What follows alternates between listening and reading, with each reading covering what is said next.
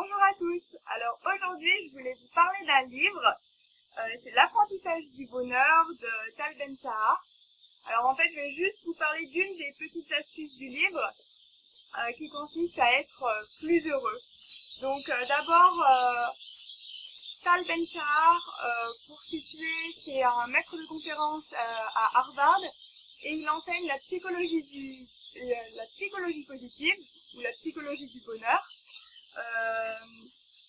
Donc il a étudié toute sa vie en fait la question du bonheur, comment être heureux, sa grande question. Donc une des astuces du livre, c'est de mettre en place des rituels du bonheur. Mais alors d'abord, on va resituer un petit peu le contexte. Quand on parle de bonheur dans ce livre, il s'agit de bonheur à long terme. C'est-à-dire que il ne s'agit pas d'une exaltation passagère, d'une grande joie liée à un événement particulier. C'est vraiment le bonheur sur le long terme. Donc, dans ces moments de bonheur, on peut très bien se sentir triste de manière passagère, mais savoir qu'on est heureux sur le long terme. Donc, c'est ça le bonheur dont on parle. Donc, je vous invite à réfléchir 2 petites minutes sur quelle est votre définition de ce bonheur à long terme. Pour vous, c'est quoi être heureux? Voilà, donc maintenant que vous avez votre propre réponse, parce qu'il n'y a pas une seule réponse, chacun a sa propre définition du bonheur, et puis si on voulait répondre à cette question, on y passerait beaucoup plus de temps que cette vidéo. Mais si maintenant on s'attache à notre petite astuce du jour,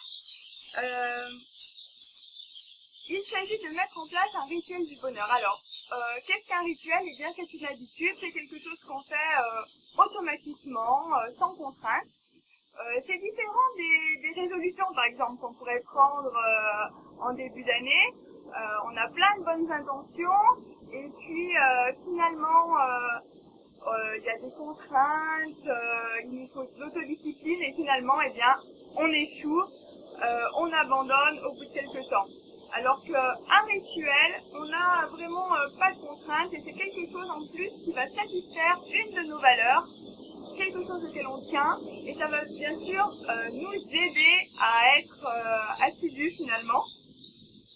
Donc je vais vous donner un exemple tout simple d'un rituel qu'on fait tous les jours, par exemple se laver les dents. Eh bien, ce n'est pas une contrainte. Pourquoi? Parce que c'est une habitude, c'est un automatisme, et en plus, ça satisfait une de nos valeurs, qui est l'hygiène, quelque chose qui est important pour nous. Donc, on fait ça automatiquement. Donc, je vous invite à réfléchir quels sont les rituels qui pourraient satisfaire votre valeur bonheur. Voilà, donc réfléchissez un peu. Je peux vous donner quelques exemples. Par exemple, il a été montré que la méditation permettait d'augmenter le bonheur chez les gens qui la pratiquent.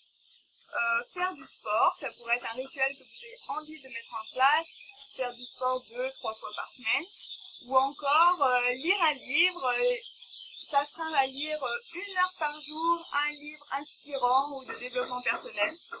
Donc, c'est à vous de faire votre choix, quel rituel voulez-vous mettre en place. Alors bien sûr, au départ, il y aura un petit peu de contraintes puisqu'on dit qu'il faut 21 jours pour mettre en place une nouvelle habitude.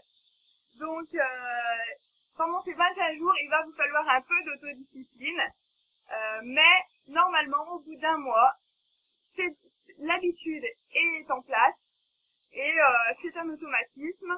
Et véritablement, ça va augmenter votre niveau de bonheur si vous avez choisi le rituel qui vous rend plus heureux. Donc, ce que je vous conseille, eh bien, c'est de commencer dès aujourd'hui. Choisissez votre rituel du bonheur. Choisissez par un rituel pas trop difficile, pas trop contraignant au départ, quelque chose qui est assez pratique pour vous à mettre en place rapidement. Et puis, plus tard, vous pourrez continuer avec d'autres rituels. Donc, commencez par un, et une fois qu'il est bien en place, ajoutez-en un autre, et vous verrez votre niveau de bonheur augmenter significativement. Voilà, à très bientôt!